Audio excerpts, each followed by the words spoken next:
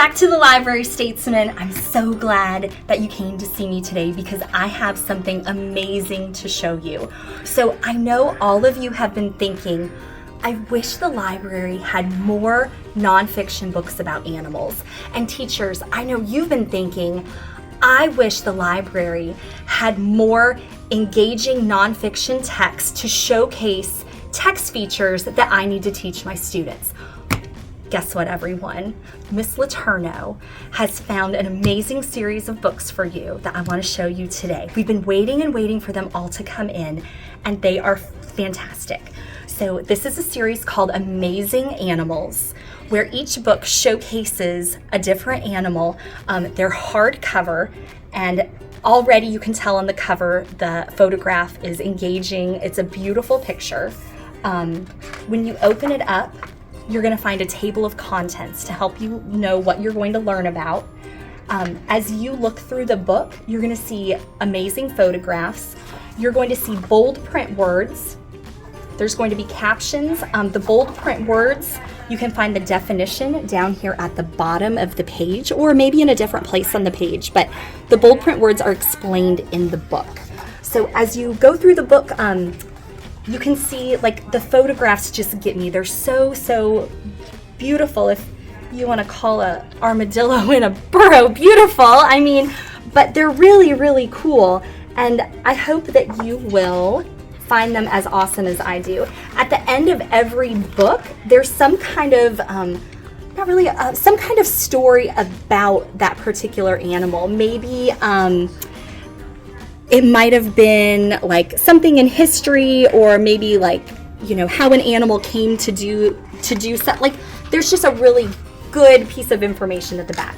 We have more information. We've got websites you can check out, and then finally we have an index at the bottom. So teachers, I think these books will cover a lot of your bases when it comes to nonfiction text features.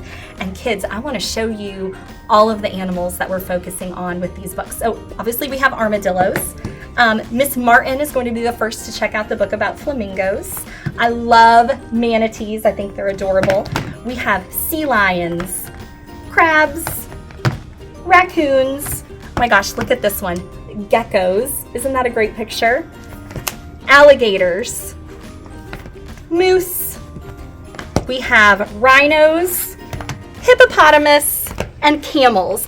You might think that we're finished, but we're not. So hold on. We're going to get our next stack of books, and we have woodpeckers, jaguars, cougars, vultures, skunks, walruses, prairie dogs, antelope, beaver, falcon, stingrays, jellyfish, hummingbirds, llamas, and Komodo dragons. Do you think that we're finished? Is that all? Oh no, we have more. I know you've been waiting to see the book about bighorn sheep, octopuses, chimpanzees, meerkats, wild horses, polar bears, snow leopards, swans, elk, iguanas, and finally, chameleons. Look at this tower of amazing books about animals just waiting for you to check them out. You might think that we're finished. We're not. Boys and girls, can I hear it for House Natamus? Maybe the Kula family house. How about Haruma? Are you in House Mar? Finally, how about Tatonka, Tatonka, Tatonka Strong? Boys and girls, come see us. Check out these awesome new animal books.